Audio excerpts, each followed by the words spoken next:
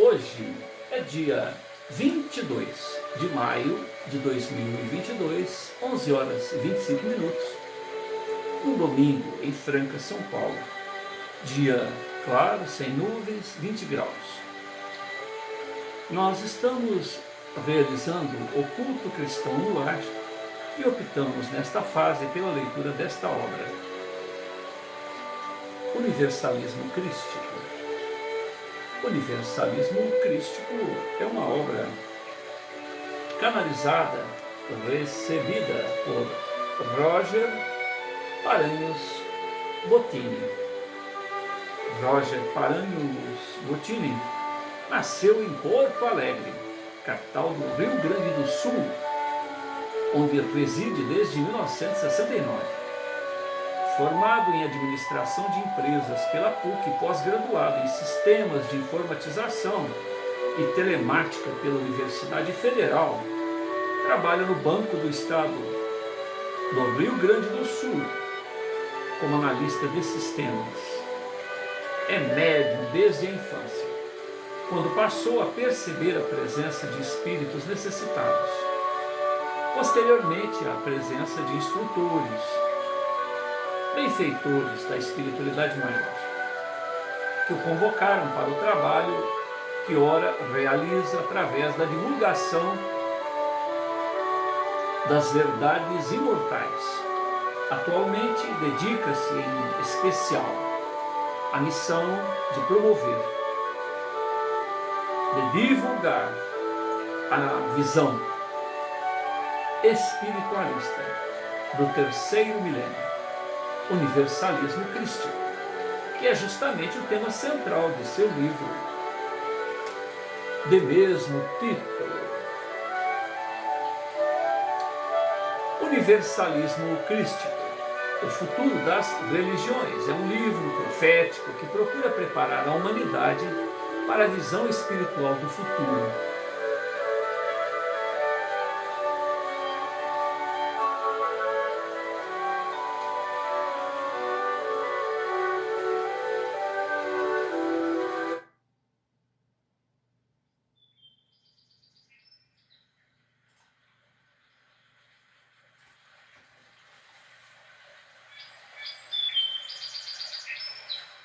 A busca consciente da espiritualidade em oposição à submissão religiosa atual que escraviza ao invés de libertar. Adotando uma metodologia simples, filosófica, baseando-se em 3 alicerces principais. O primeiro deles, o amor ao próximo. E o respeito à opinião alheia, o respeito à maneira de pensar do outro, porque todos nós somos únicos, nós próprios vamos realizando uma ascensão sobre nós mesmos e hoje somos diferentes de ontem. Então o eu de ontem é diferente do eu de hoje e caminhamos milênios temos caminhado individualmente, cada um de per si. Então, imaginemos se hoje somos diferentes de ontem, amanhã diferente de hoje, porque há um somatório nas experiências de até então. Que não pensar da opinião alheia? Veja-se quantas maneiras diferentes hoje se vive no chão da terra, em diferentes culturas, em diferentes maneiras de ser, em diferentes estados sociais, relações pessoais, relações em sociedade. Tudo isso influencia na nossa maneira de ser.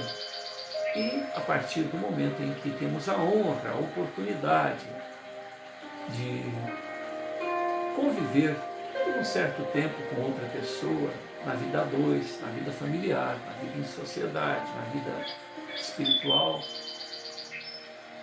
que riqueza está à nossa disposição. Ingenuamente tentamos impor, tentamos apresentar a nossa maneira de ver a vida como sendo a verdade. E a verdade só Deus a tem. Nós temos experiências e conjecturas.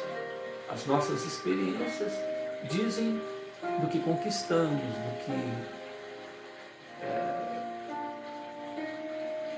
fizemos equivocadamente. E certamente, se tivéssemos que fazer novamente, faríamos diferente. Mesmo nas conquistas, faríamos diferente. Então, se nós discordamos de nós mesmos em relação ao nosso passado, em relação ao momento em que vivemos, estamos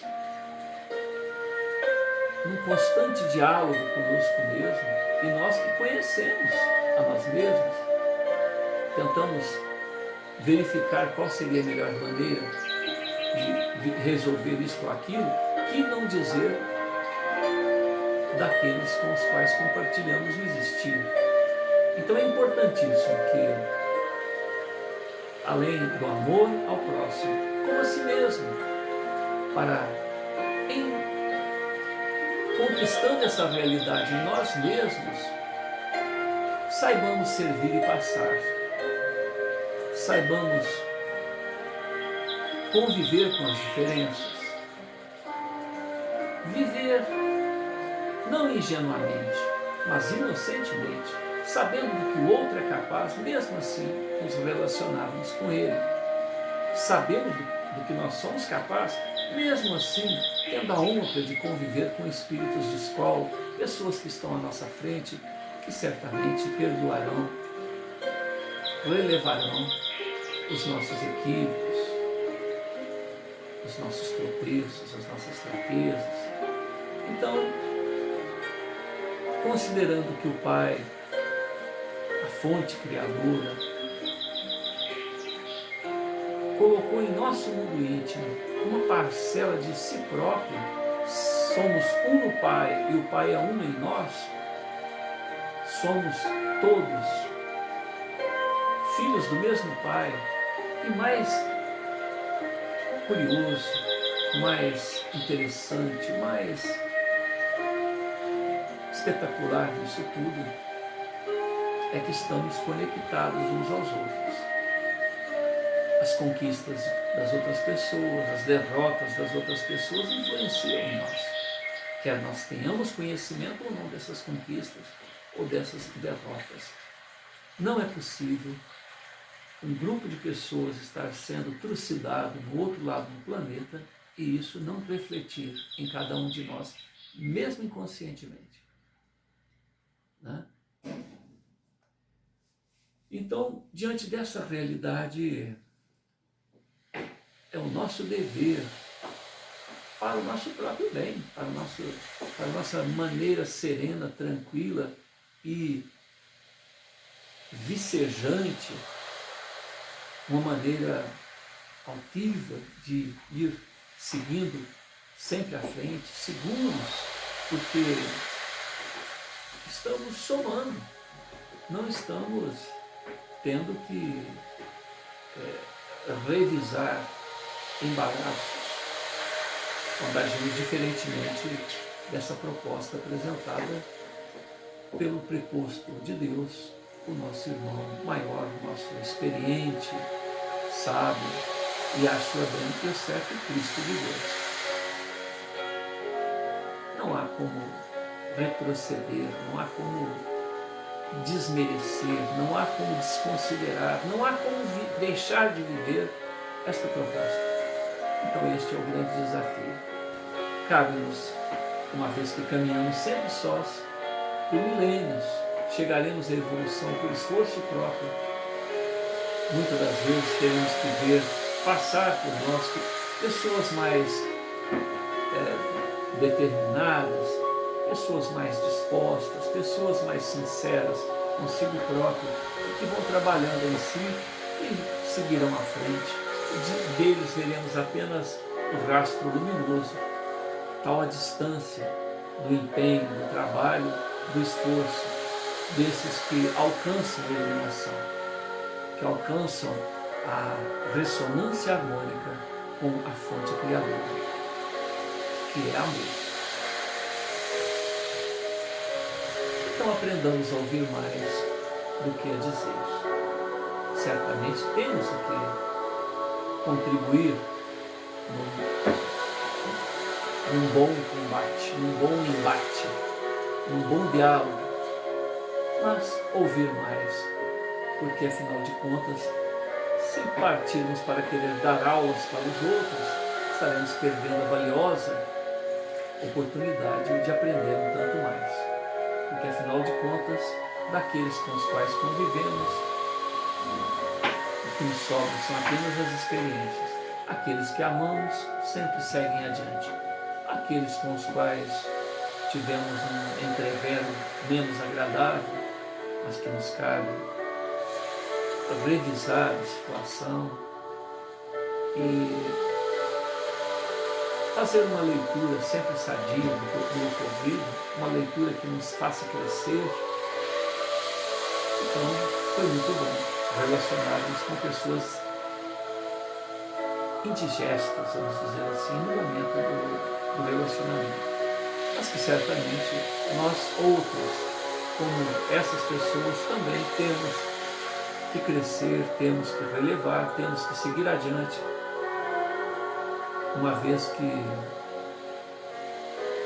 tantos irmãos de vanguarda terão que relevar os nossos equívocos diante da oportunidade com os quais conviveremos com eles. Somos o resultado do investimento de muitos daqueles vanguardeiros que nos amaram, que investiram desde a nossa chegada aqui na Terra e muito antes disso, na propositura, no projeto existencial encarnatório em que nós estamos, né? Quando desencarnarmos, certamente, neste reencontro com esses empreiteiros, com esses que investiram na nossa melhora, tudo será muito bom. Independentemente da maneira com que nos reencontremos, tudo será muito bom. Fizemos o nosso melhor ou não. E novas propostas, novos desafios, afinal, a vida segue adiante. Somos imortais, herdeiros do existir, herdeiros dos potenciais do próprio Pai Celestial, da própria fonte criadora. Cabe-nos despertar para este encontro harmônico com o melhor que pode ser feito. E isso somente no mergulho dentro de nós mesmos, sempre, independente dos momentos de euforia, independentemente dos momentos menos agradáveis, nos quais nos encontramos meio acoimados, meio encantoados. É essa harmonia com a fonte criadora que nos dará a direção. Calma. Ou segue adiante. Tudo vai dar certo. Essa doce voz, essa doce intuição materna, vamos dizer assim, e a severidade paternal que nos mantém firmes, responsáveis, fazendo o nosso melhor e deixando ao outro o direito de ser como lhe aprouver. Um segundo alicerce, depois do amor e do respeito ao próximo, é saber que somos imortais, saber que estamos momentaneamente mergulhados aqui na carne, que já estivemos aqui outras vezes, e já fizemos essa jornada de mergulho num plano mais denso, em outros orbes, porque há muitas moradas na casa do Pai, né? E o mais interessante, quer aqui na Terra, quer em outros orbes, somos herdeiros do que fizemos de nós próprios. Os momentos em que nos empenhamos em ressonar harmonicamente com a fonte criadora e acertamos. E os momentos em que achamos que éramos autossuficientes e resolvemos enfiar os pés pelas mãos, chutar a porta, chutar o balde, agir de uma maneira irresponsável, colocamos junto a nós mesmos as consequências que temos que refazer, reconsiderar, reatar, pegar as pontas soltas e continuar a tricotar a nossa indumentária, o nosso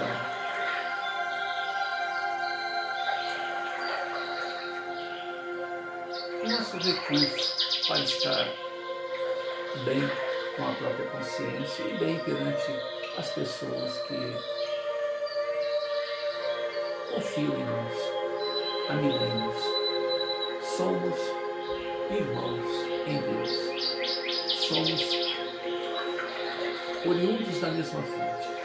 Então, é muito importante que nós nos empenhemos em bem nos relacionar, em tolerar aquilo que nós poderíamos chamar de intransigências, de abusos de nossos irmãos, certamente quando necessário tomarmos as atitudes próprias pelo respeito, porque da mesma maneira com que eu respeito o outro, eu exijo do outro o respeito que eu lhe endereço. Né?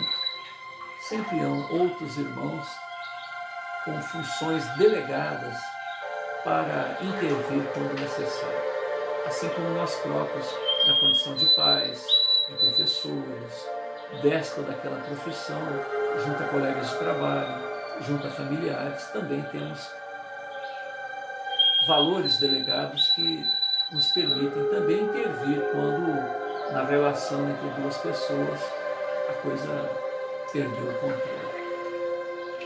O melhor orientador sempre é o Pai Celestial. Se cada um de nós, ou pelo menos uma das partes, estiver em ressonância harmônica com o Pai Celestial, tudo se desfaz. O indivíduo que conhece o problema sai do problema de uma maneira com expertise. E finalmente, o terceiro alicerce, depois do amor ao próximo, respeito à opinião alheia, dar ao outro o direito de ser como lhe aprouver e exigir de nós mesmos o melhor a ser feito no momento, porque daí a pouco teremos outras atitudes mais nobres, mais outros recursos para fazermos melhor. Além da consciência de que somos imortais, estamos vivendo um momento aqui na Terra muito importante. Há uma fila muito grande de pessoas querendo ter a oportunidade que nós estamos tendo. Então, não temos muitas das vezes condições de avaliar a importância desse momento. Tanto é que o próprio instinto de conservação faz com que lutemos para adiar o mais possível o nosso retorno à nossa vida natural, à nossa realidade primeira, que é o mundo espiritual. Mas é tão importante a nossa passagem aqui na Terra que o próprio instinto de conservação nos leva a manter aqui até o último instante possível.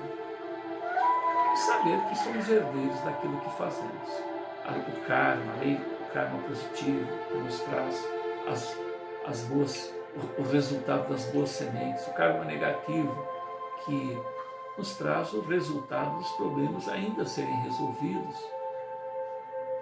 E finalmente um evolucionar, porque se hoje somos diferentes de ontem, amanhã diferente de hoje, então devemos estar sempre abertos ao novo, estar sempre dispostos a sair da zona de conforto,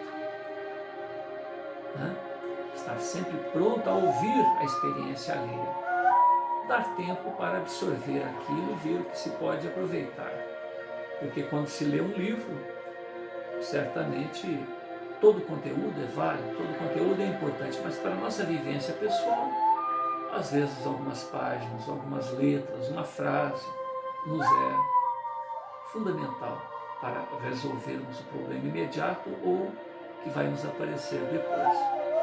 Então imaginemos a experiência dos outros, quanto isso nos faz crescer, quanto nos acrescenta.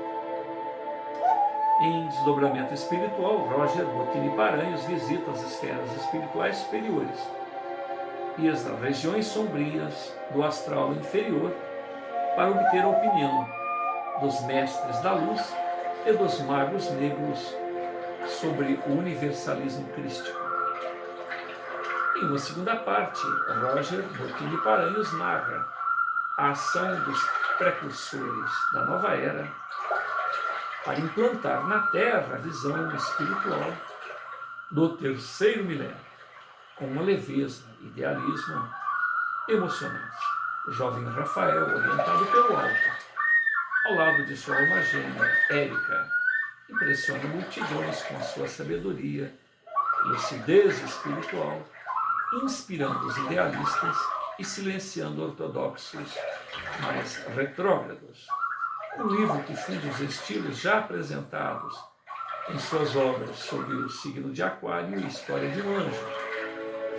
E como diz Hermes no prefácio, todo aquele que deseja ser livre à busca da verdade com suas próprias mãos, nos siga nessas páginas. Hermes também diz o seguinte: o homem nada sabe, na realidade, mas é chamado a tudo conhecer. Quando ele se referiu à história de Rafael, ele comenta que um jovem de 17 anos, cabelos longos, castanhos ao ombro, um rosto sereno, uma lucidez e agradabilidade que comove todos aqueles que o cercam. A princípio, seu pai estava preocupado com sua maneira quase que franciscana de levar a vida, mas depois ele, conversando com o filho, ele percebe que a coisa é mais segura do que ele imaginava. Tanto que o rapaz, recebendo essa intuição, no mesmo tema em que estamos lendo aqui, universalismo crístico, ele justamente apresenta esses três conceitos aos quais nós nos referimos em três oportunidades, em três fóruns.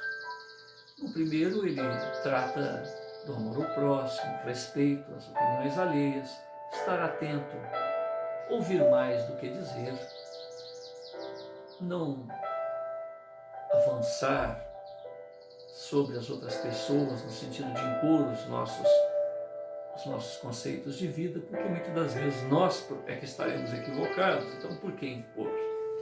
Mas, pelo contrário, como caminhamos, evolucionamos sempre individualmente, chegamos aqui na Terra com apoio do mais alto, sozinhos. Certamente tivemos uma boa recepção, lágrimas de alegria, felicidade, congratulação, uma boa convivência.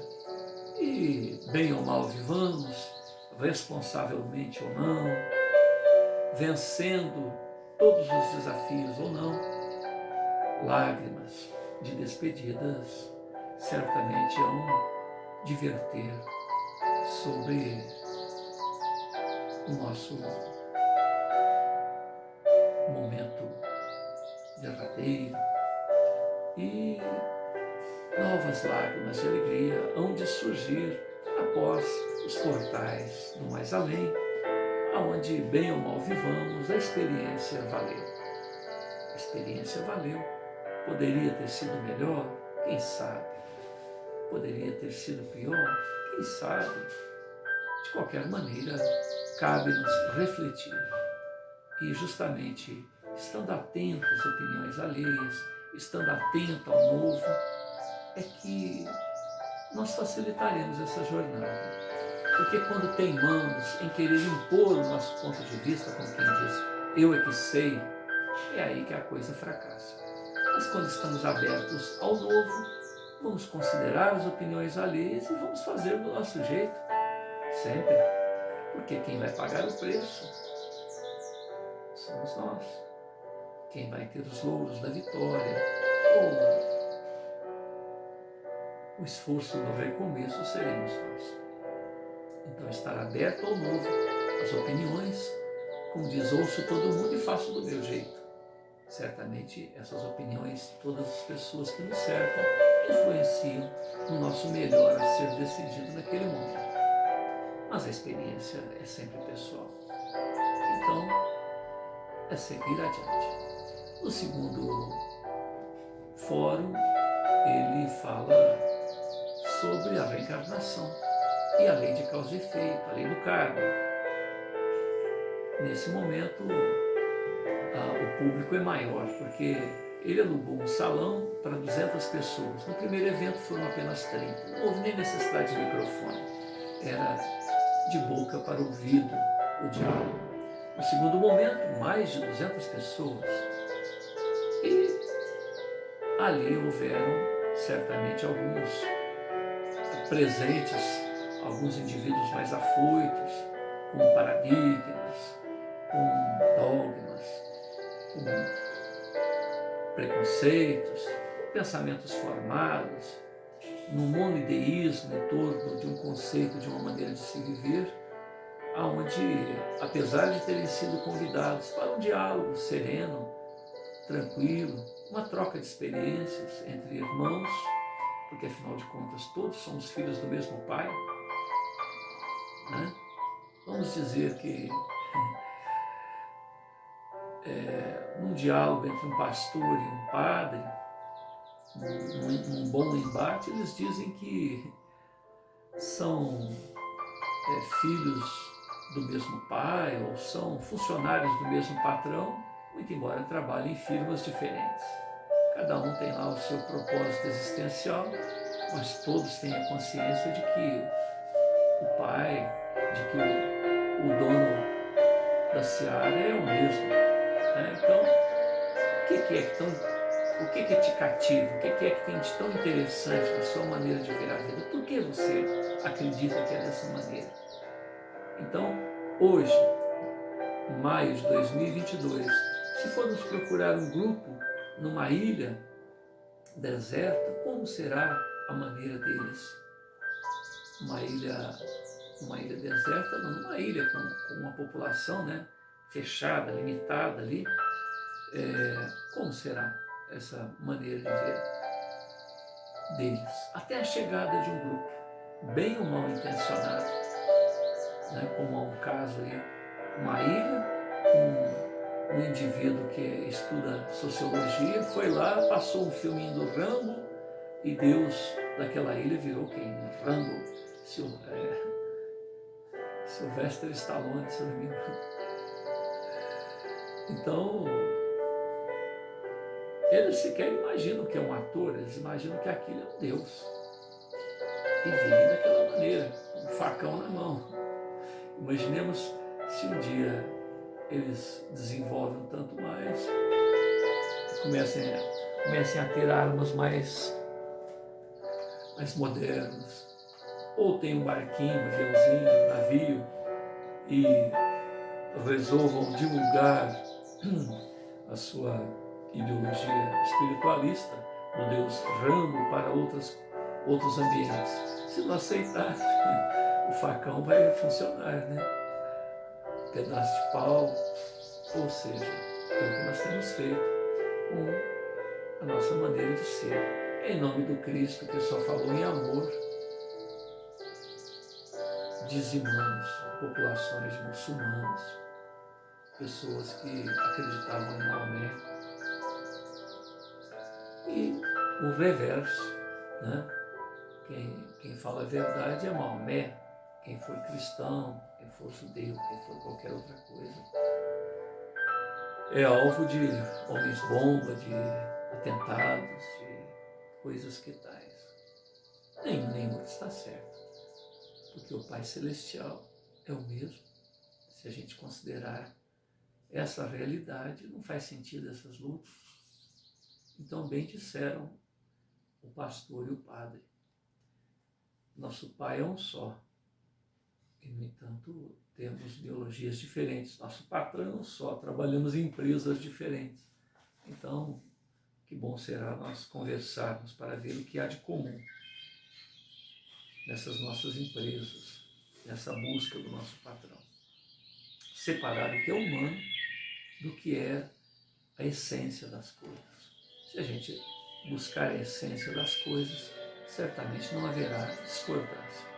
E esse é o papel do universalismo crístico, encontrar a essência de todas as religiões e espanar lá, tirar o lodo, tirar a poeira que se acumulou das convenções humanas, que nada tem a ver com a essência. Então Rafael, nesse segundo momento, apresenta essa visão de vida. No terceiro momento, que é este agora, ele apresenta o evolucionar desses conceitos citados, porque o progresso é irrefreável. Não há como refrear o progresso. Diante disto, a psicologia, a ciência, a filosofia, as relações sociais, tudo muda. E os conceitos religiosos ficam enraizados, como estão hoje, lá na Idade Média. Os nossos conceitos de hoje são os mesmos da Idade Média. Né? A Terra, o centro do universo. A Terra estacionária e tudo girando em volta. Quantas pessoas não morreram por isso? Por perceberem que a coisa não é por esse lado. Que todas as doenças, todas as dificuldades, todos os problemas são decorrências da ação de um indivíduo, de um ser espiritual, que nada tem a ver com bactérias, com a pessoa não ser previdente, não ser uma pessoa que se empenha, que se dedique, que se renove para resolver esses problemas. Né? Então a necessidade de um evolver, de um evoluir das coisas. Então o Rafael, ele no primeiro momento tem 15 minutos ou 20 minutos antes de iniciar a sua palestra, ele tem um diálogo com aquelas pessoas que têm problemas pessoais, que trocam ideia com ele, e já lemos isso nos blocos anteriores, no bloco 22 e 23. E quando Rafael inicia o seu diálogo aqui, ele começa a fazer apontamentos diversos, dizendo que São Jerônimo selecionou 4 evangelhos, mas que são chamados de canônicos, mas que há outros, um conjunto de 40 ou mais evangelhos que foram desprezados por São Jerônimo, que nem tudo que está escrito nos evangelhos canônicos é ao pé da letra, da maneira com que a coisa se deu, haja vista que eles foram escritos 50, 100 anos ou mais depois do evento, dependendo da memória daqueles que viveram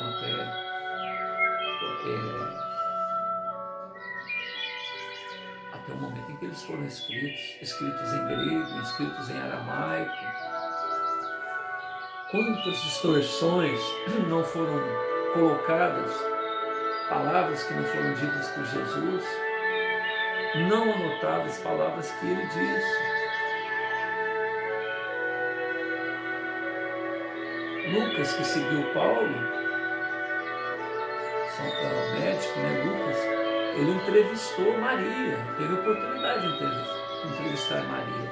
Maria é contemporânea do Cristo, acompanhou a vida de seu filho, Maria, né, sua mãe. Então, o Evangelho de Lucas tem autoestima da própria Maria. Né? Agora, e os outros? Né?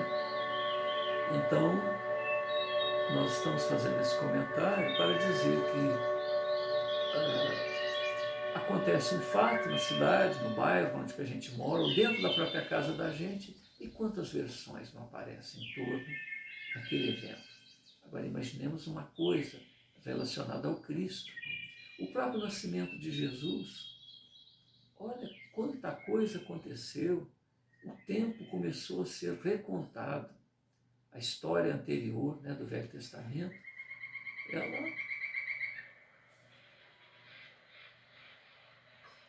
como diz, ficou no passado e começa a contar um novo tempo a partir de Jesus. Então é antes de Jesus e depois de Jesus. São Jerônimo ou algum outro que depois foi atualizar as anotações de São Jerônimo, errou a data, o mês. Então Jesus não nasceu em dezembro. O ano 1 é o ano do nascimento de Jesus? Não. Há um erro de 5 anos, 6 anos, 4 anos. Nem se tem segurança se é 5, se é 6, se é 4. Então veja bem as nossas preferências. Como é que uma pessoa consegue errar o ano do nascimento de Jesus? Está ali só para isso. Né? Os exegetas, aquelas pessoas que se dedicam integralmente à fidelidade do texto e não se tem certeza do ano exato, do nascimento de Jesus, do mês exato. No decorrer da história, imperadores, reis, tiraram um mês, colocaram um mês, então nós temos 12 meses no calendário da nossa região aqui, né?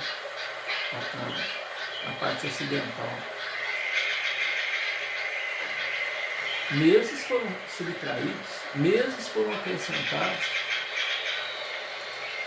Quer dizer, além de ter uma composição histórica onde o ano do nascimento de Jesus está equivocado, no ano primeiro, Jesus já teria 5, teria 4, teria 6 anos, no ano primeiro. E nasceu, eu já tinha nascido. Olha como é complicado. Né? Então Rafael vai fazendo uma sequência, né, de apontamentos.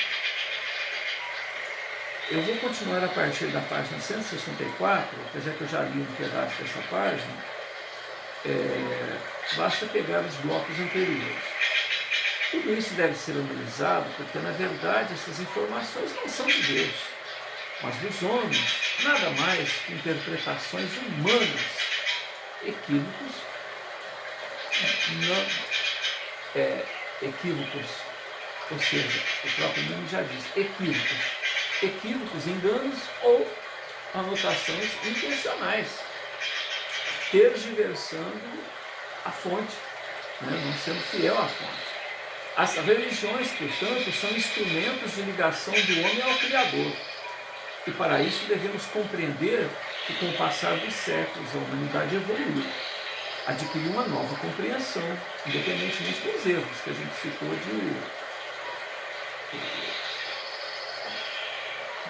do tempo, né, das palavras. E os conceitos medievais de religiosidade não atendem mais à verdadeira fé. Aquela que compreende a mensagem, aquela que compreende o objetivo da vida criada por Deus. Evoluir para nos tornarmos iluminados, espíritos iluminados, a imagem e semelhança do Criador. Se hoje em dia as religiões não atendem mais ao nível de compreensão da humanidade, tanto é assim que ela cada vez mais nega as religiões por não encontrar eco em seu coração. O que dirá, então, em relação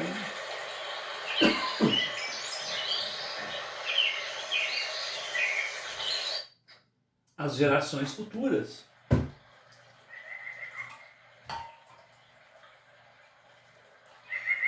Os filhos da nova era, né?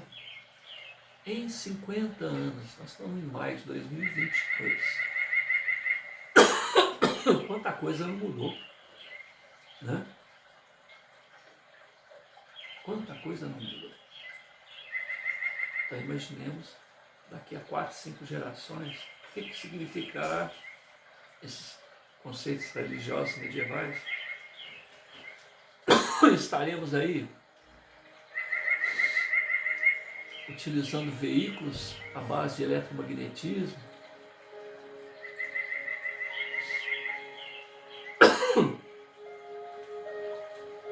tendo potenciais que a gente poderia chamar de metapsíquicos ou parapsicológicos, estaremos lendo o pensamento do outro, diretamente na fonte, mergulharemos na mente do outro, para saber o que ele realmente está pensando. Portanto, há de se fazer o que? Uma transparência. Temos que ser legítimos em relação a nós mesmos. Não agirmos de uma maneira desconforme do que realmente há aqui dentro, porque o outro vai mergulhar no nosso ambiente. Os espíritos desencarnados já fazem isso. Alguns indivíduos que têm recursos paranormais, recursos mediúnicos, que é a mesma coisa. O médium é aquele que vê o pensamento do desencarnado. Por que então não ver o pensamento do encarnado? Também é um espírito, com o corpo físico. Basta treinar, basta buscar. O paranormal é o médium.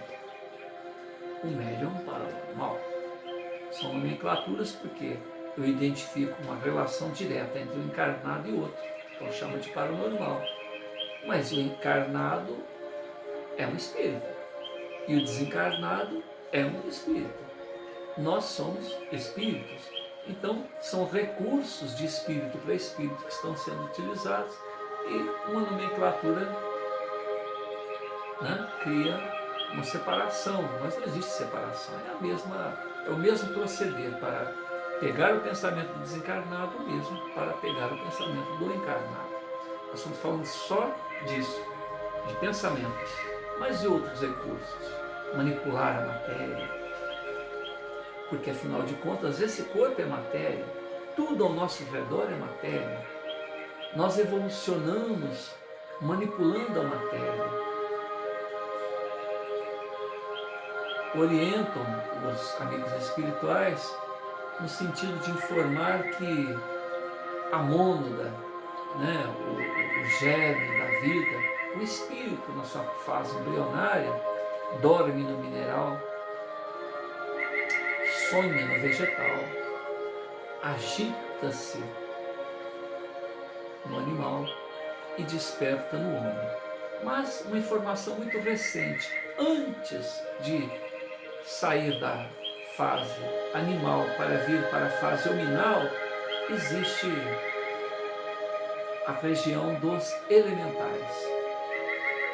Essa informação para mim é nova, eu não conhecia. Então, o homem dorme no mineral, sonha no vegetal, se agita no animal, interage no universo dos elementais. Elementais, olha que interessante, isso é um campo vastíssimo para a gente explorar. E depois, por interferência do próprio Cristo, do responsável cósmico, por este orbe, ou por sistema, ou pelo universo, porque o Cristo é o preposto de Deus que gerencia um grupo de almas.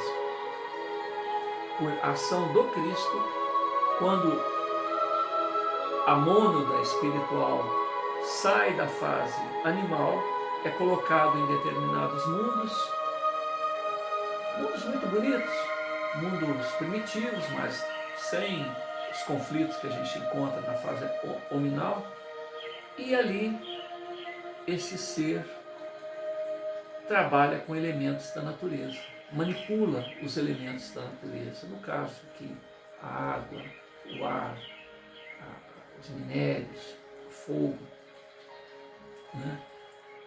Em tudo na natureza há a ação das mônadas e dos elementais e dos seres que já atingiram a fase humana. A fase humana é aquele que despertou para o próprio existir. Ele olha no espelho e fala, eu existo. E daí o progresso continua, porque nós estamos falando em Cristos. Então, antes de chegar à fase crística, vamos colocar uma outra fase, um evolucionar do espírito até se tornar um espírito perfeito. Depois atingir o que nós poderíamos chamar de angelitude. Então a gente não tem ideia nem do que é um espírito perfeito. Quanto mais E depois tem outra escala, a escala crística, né? Então é um processo evolucionário onde nós somos como que bactérias, como que pulgas, né? Que pensa e que não tem ideia do universo que nos cerca. Esse terceiro fundamento do universalismo crístico talvez seja o mais essencial, o evolucionar, né? Do pensamento, do conhecimento, estar sempre aberto ao novo, para o importante avanço espiritual necessário para ingressarmos na nova era, o que o manterá vivo e sempre avançando para o futuro. Como eu disse, desde a primeira reunião, afirma que não são verdades absolutas que nós apresentamos, à exceção da mensagem do próprio Cristo de Deus, que se fez presente na Terra para dizer: amai-vos uns aos outros. Como diz Chico Xavier, ele não pediu para a gente subir o Monte Everest, mergulhar nos abismos, morrer pela humanidade, mas amar uns aos outros. Foi só isso que ele pediu para a gente. Não é possível que no início do terceiro milênio ainda estejamos escravos de conceitos religiosos tão medievais como a crença de que devemos ser subservientes a Deus e que Ele é uma entidade externa. Olha que visão renovada que Rafael traz. Somos um com o Pai é um em nós. Somos a essência do próprio Criador. Jesus falava: vós sois deuses. Aquilo que eu faço, vós podeis fazer e muito mais. Olha que parece um absurdo, né? Como que a gente pode fazer a mesma coisa que Jesus fazia e muito mais? Somente evolucionando, né? Os amigos espirituais orientam que Jesus tem 13 bilhões de anos, a idade do universo. Porque o Pai é eterno. Antes desse universo existir, existiam outros universos. O universo, o espaço em que Jesus evolucionou, muitas das vezes nem existe mais. A matéria, a constituição que compunha tudo aquilo onde ele fez o progresso evolutivo desse, tal qual nós estamos fazendo, até atingir a condição de Cristo. E é um Cristo novo, é um Cristo iniciante. Se a gente jogar que Jesus tem 13 bilhões de anos, não importa o número, se é exato, se não é, só para a gente ter uma ideia, mas a informação que tem é essa. A Terra tem 4,5 bilhões de anos. Jesus tem 13 bilhões de anos. Há 4,5 bilhões de anos ele já estava na condição crística e assumiu a responsabilidade de cuidar do nosso órgão, de cuidar de todos nós, vamos dizer assim. Porque o planeta, depois de, olha só, 4,5 bilhões de anos tem a Terra, mas a humanidade está presente aqui há alguns milhares de anos. Milhares, depois de milhares vem milhão, vem bilhão. É como se fosse um livro dessa grossura e a humanidade está aqui nessas últimas páginas. Então, a grandeza dele de ter administrado a construção desse orbe, desde lá do momento em que era apenas, né, uma explosão de energia, depois formar a crosta, depois ir criando tudo isso, né? Jesus é tão grande nos seus potenciais que há líderes religiosos que acham que Jesus é o próprio Deus. Uma vez eu estava conversando isso com a minha mulher e eu falei: nossa, você sabe o que eu descobri? Que Jesus fez o planeta, que ele utilizou, e fui contando os detalhes e tal. E falei, uma informação mais recente ainda, falei para ela: Jesus, ele é o administrador de Crion, de Capela, de Alcione. Nós estamos aqui na Terra, muitos de nós somos degredados de Capela. A gente não acompanhou a evolução lá, e ele, que é o Cristo também de Capela, mandou a gente aqui para a Terra. criam. É um mundo primitivo, onde muitos de nós também seremos novamente degradados, se não fizermos por merecer, se não fizermos por ter uma reforma íntima, ou seja, não nos adaptarmos à única mensagem que ele pediu: amem-se. Ame-se e ame ao próximo, ame a Deus, respeite a opinião do outro. E no amor a gente encontra todas as necessidades, todas as dúvidas, e encontra todas as respostas para esse evolucionar, para estarmos aptos a continuar neste planeta azul, né, neste chão da terra, porque a maioria de nós seremos degradados. Há muitas moradas na casa de meu Pai, diz Jesus. E Ele é o Cristo de 5 orbes. E eu apresentava esse conceito para minha mulher, e ela olhou para mim assim com uma certa ironia, com certa... diz, coitado dele, você não sabia que Jesus é Deus? Você está falando que ele está administrando aí 5 planetinhas? Não, ele administra o universo inteiro. Olha como que são os conceitos de vida, né?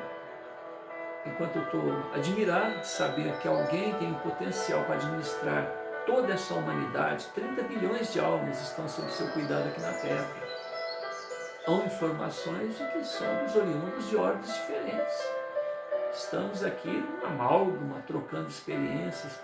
Somos espíritos renitentes no erro, conforme a gente comentou, alguns viemos de Capela e outros orbes. Essas informações chegam a dizer que Jesus recolheu almas de 30 orbes diferentes para compor essa humanidade presente aqui na Terra, né? Então, é nesse laboratório, nesse cadinho de relacionamento de uns com os outros, é que nós vamos evolucionando. Por isso é importante. Se viemos de locais tão diferentes, é mais importante ouvir do que falar. É mais importante aprender com a experiência do outro.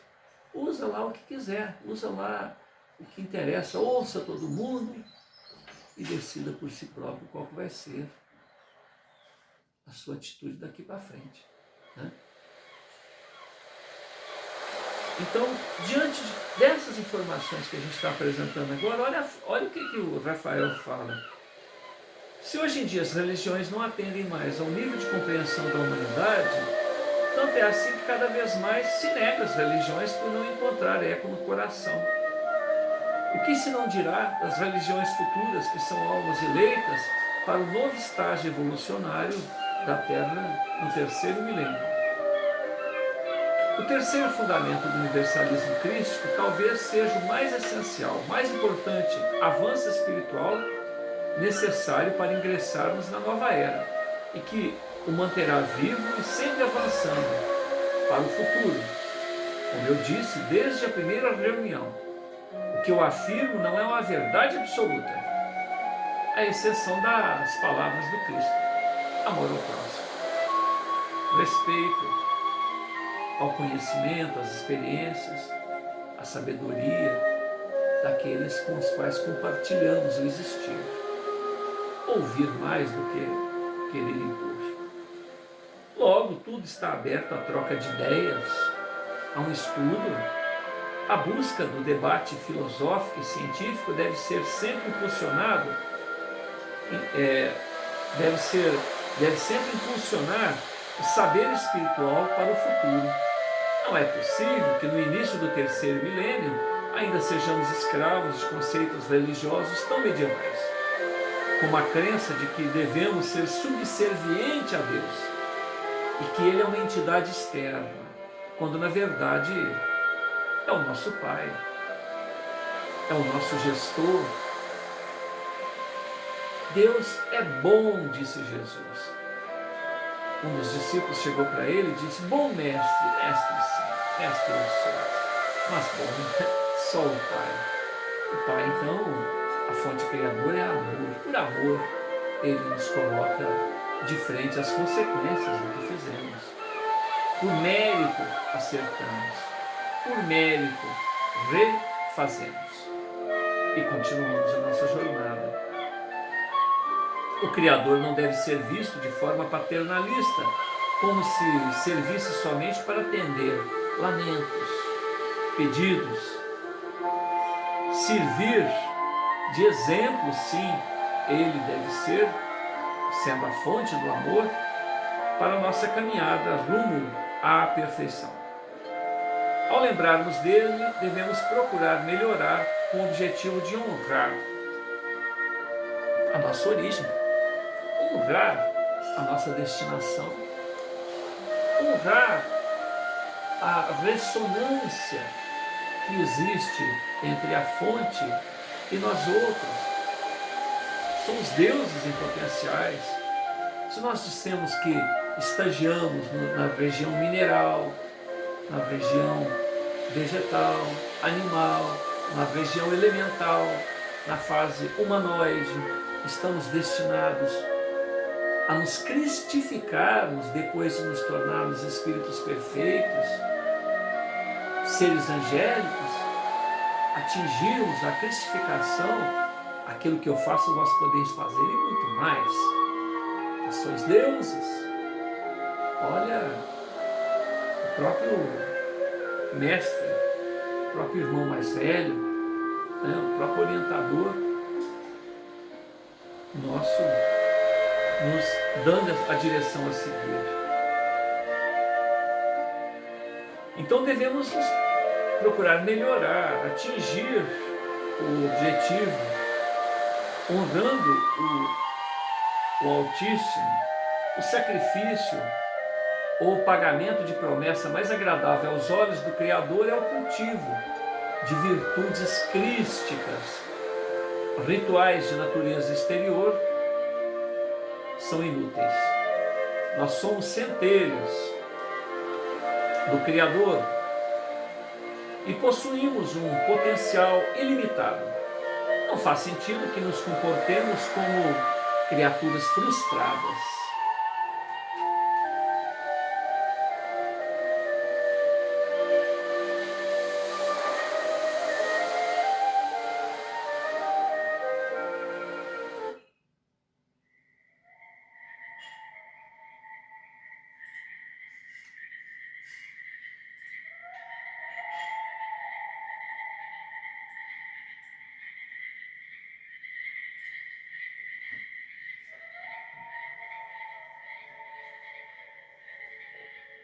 Somos centelhas divinas do Criador e possuímos um potencial ilimitado. Não faz sentido que nos comportemos como criaturas frustradas, sempre nos punindo por nossos pecados, por nossos erros de alvo. Pecado é não evoluir. É não abrir a mente, isso é pecado. O resto é experiência evolutiva. Hoje em dia, o errar faz parte do acertar. Qualquer habilidade, vamos dirigir um carro, vamos aprender uma profissão, vamos realizar um trabalho, vamos corrigir nossos filhos, enfim, tudo que vamos aprender uma língua. À medida em que erramos, a experiência fixa, de tal maneira que naquele aspecto a gente não erra mais. Então colheremos o que plantamos, mas só acertaremos e nos tornaremos filhos verdadeiros de Deus através da vivência dos nossos próprios erros. E erramos, e daí? Levantemos e continuemos a jornada.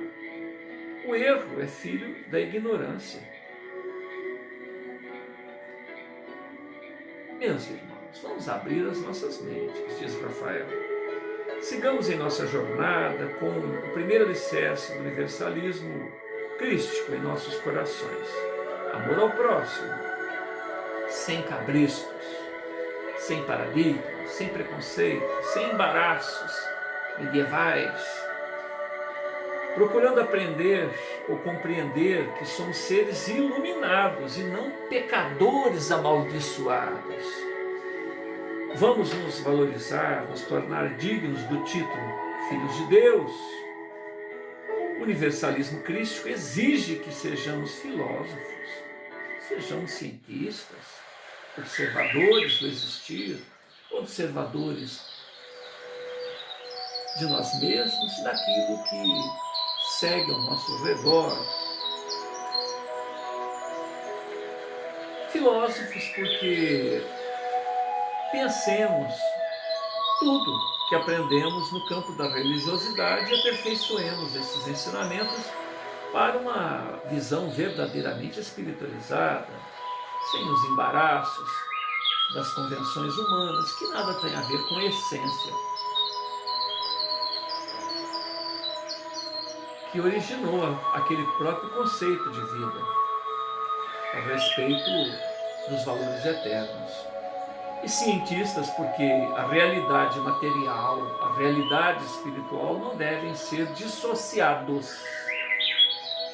Será através do estudo científico, ou seja, do método, do controle, da repetição, que se obterá as primeiras comprovações da vida após a morte. E que não é apenas mera fantasia das mentes simplórias. Esse avanço da ciência associado à vida espiritual permitirá que o homem do futuro desfrute tecnologias ainda invisíveis, ainda inalcançáveis pelos 5 sentidos humanos. E quem define o que é certo e o que é errado? Nem tudo pode ser comprovado de forma categórica. Então, essa informação ficará em suspenso, aberta a debates, até que um dia se chegue a um consenso. O que não podemos é continuar a manter crenças que não se sustentam. Elas são fruto de uma devoção cega e sem base coerente.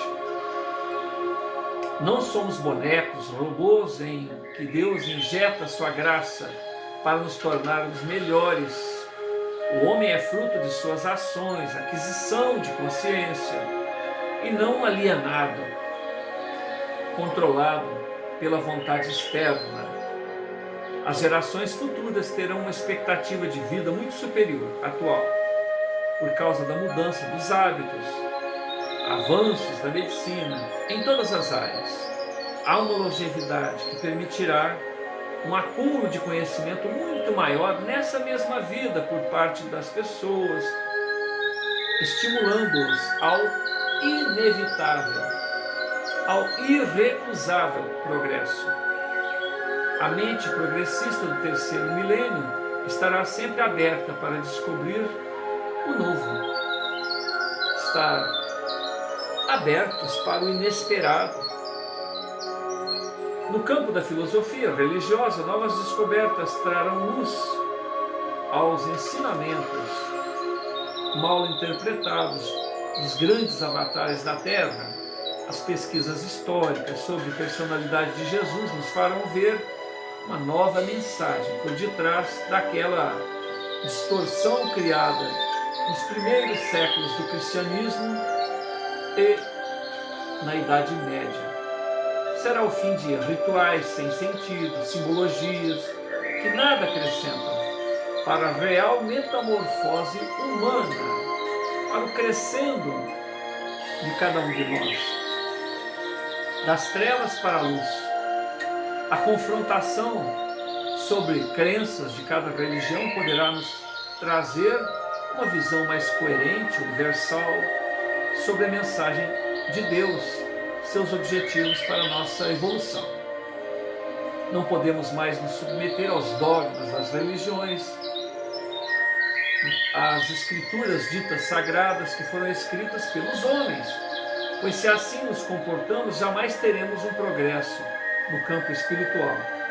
As religiões ensinaram os nossos antepassados a não questionar a palavra de Deus, que isso era pecado, falta de fé. É muito fácil perceber que isso era interesse, cabrestos, para manter o controle sobre fiéis. Já a verdade cristalina de Jesus era outra. Conhecereis a verdade e ela vos libertará. Do alto de seu reino de luz, o grande mestre aguarda o nosso despertar. Ele espera que abandonemos a alienação imposta pela própria sociedade, pelas religiões, e que mergulhemos na busca por respostas. Nós estamos entrando em uma nova era, que selará o fim de gurus e de líderes religiosos. Eles não serão mais necessários, pois o homem do futuro compreenderá que a verdade e a única religião é a própria consciência em busca de espiritualização. Nós paramos na página 166. Aqui um diálogo vai existir entre ele e o público. O próprio Martim Lutero foi amaldiçoado, né, pelo Papa. Ele cometeu uma blasfêmia, né? O Martim Lutero dizia que o homem, ele conversa com Deus diretamente. Ele era contra uma série de coisas, 100 itens lá. E daí surgiu todas as divergências do catolicismo, porque o Martim Lutero era um bispo, né, alemão, traduziu a Bíblia, tirou do latim e colocou, né, numa língua que as pessoas poderiam compreender. Era proibido ler a Bíblia, porque a maneira com que era levada os ritos, as situações relacionadas à palavra de Deus, né, entre aspas, eram muito diferentes, né? Então, Martim Lutero não concordou com isso. E veja bem o que aconteceu com o próprio luteranismo, calvinismo e outros, tantas distorções, né? Ele era contra a venda de indulgências, uma série de outras coisas. E hoje nós temos aí dentro das mídias evangélicas, né, a teologia da prosperidade. Não que as pessoas não devem prosperar, mas uma verdadeira rapinagem em relação às férias. Você dá sua casa, você dá seu carro, você dá tudo seu que Deus vai te dar, aparecendo aquelas propostas estelionatárias, né, que jogam o interesse da pessoa, a ganância da pessoa. Olha que absurdo, jogando com a ganância das pessoas. E o que isso tem a ver com a essência de espiritualidade que as pessoas foram buscar, compreender a respeito de si próprios, e ali é um grupo que está muito longe de buscar a espiritualização. Assim, é como se fosse uma empresa, né, que toma de todo mundo. Hoje em dia existe uma linha de pensamento, de relações econômicas, né, que chama franquia. O que é franquia? Franquia é quando eu descubro uma maneira de ser próspero, uma profissão, dentista, por exemplo, uma linha de pessoas que vão seguir aquele padrão que o indivíduo se viu vencedor. Então é dessa maneira para que você ganhe muito dinheiro como dentista. Farmácia, a mesma coisa. Venda de lanches e assim por diante, venda de veículos. Então você vende o método, o nome, seu nome, com todas as empresas, e você tem que cumprir metas. Você, além de pagar para entrar no negócio, tem que tem que ter um patrimônio, tem que ter um recurso próprio para montar a empresa que é sua, franqueada, copiando lá a matriz, né, copiando lá as orientações de quem inventou aquele maneiro e certamente ganha dinheiro. Então, as casas religiosas estão assim, só que não se satisfaz com o dízimo, querem ofertas, desafios, e criam outros nomes. Vende tijolinhos no céu, a água santa do poço lá que Jesus tomou banho, e assim por diante. São verdadeiras afrontas à inteligência e à própria espiritualidade que todos nós buscamos. Então, diante de tudo isso, muitos de nós resolvemos, por malandragem às vezes, nos mergulhar no materialismo, porque pegamos esta maneira de proceder, onde a fonte, a essência, não tem nada a ver com as práticas, com o movimento, com a maneira de se levar. Então, o que tem de Cristo nesse proceder? Eu vi certa vez uma pessoa dando depoimento: eu vou ser a pessoa mais rica da América do Sul. Todo mundo, aleluia, peraí. E os outros também não vão ser ricos? Como que ele pode ser o mais rico da América do Sul?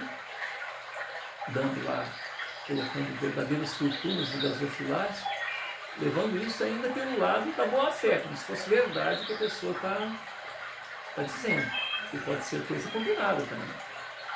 Né? Mas vamos colocar boa-fé. Como que um pastor, uma pessoa, aceita uma ideia?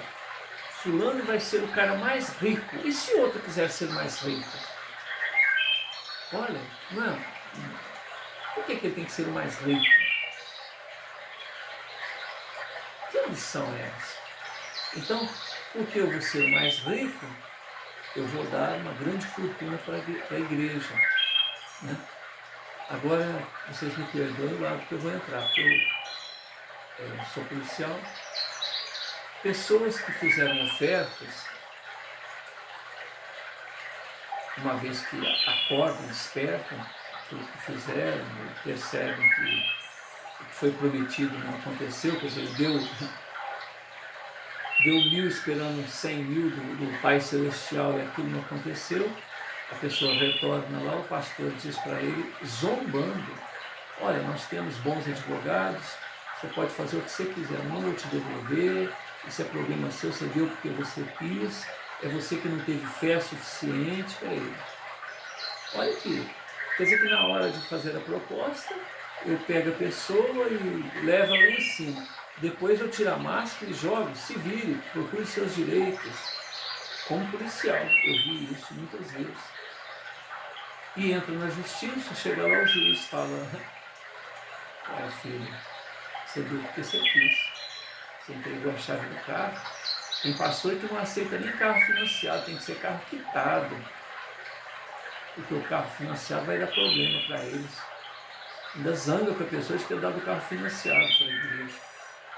Então a gente está jogando isso aí para dizer o quanto é um convite para que as pessoas se tornem ateus. Se você for considerar isso como espiritualidade, nós estamos falando só da lide cristã. Se você for procurar lá os orientais,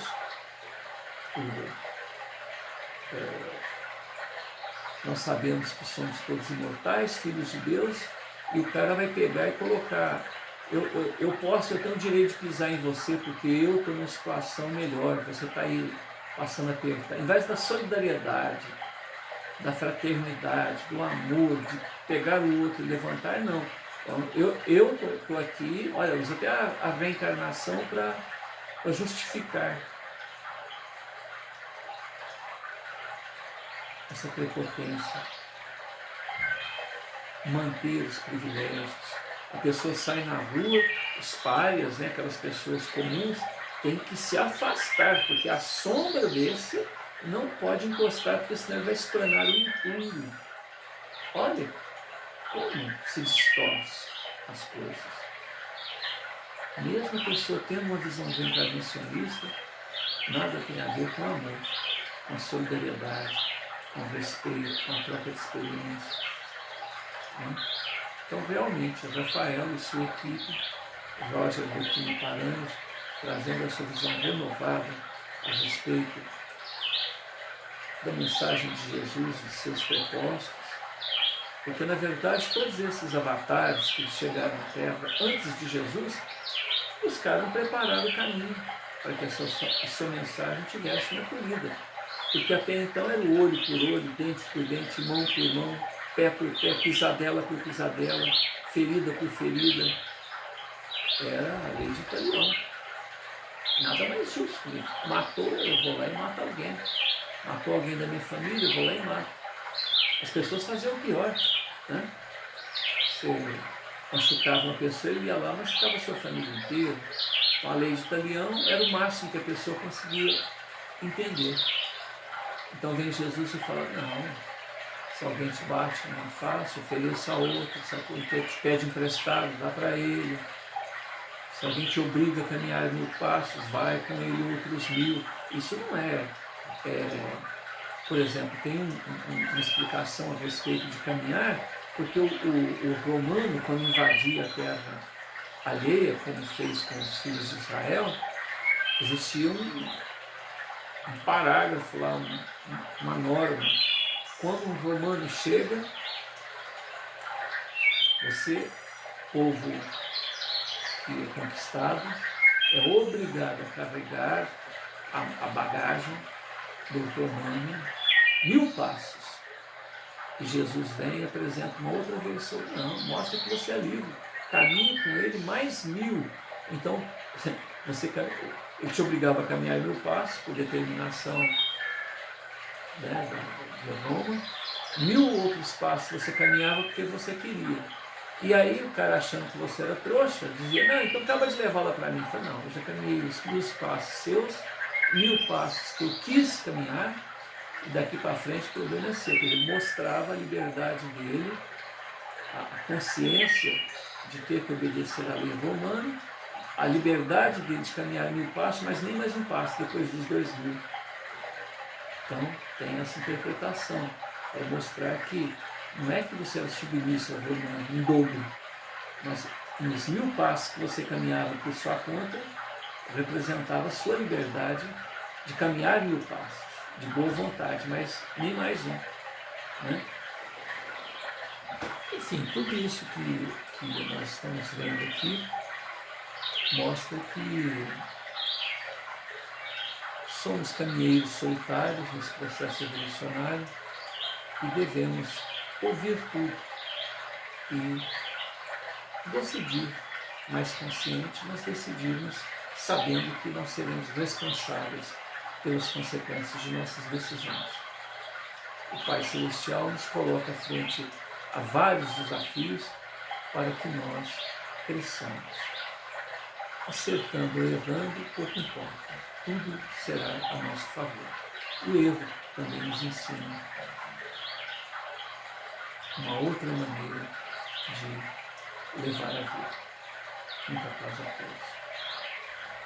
Obrigado, Jesus, por essa oportunidade, que esse clima permaneça no coração de cada um de nós, hoje e sempre. Obrigado.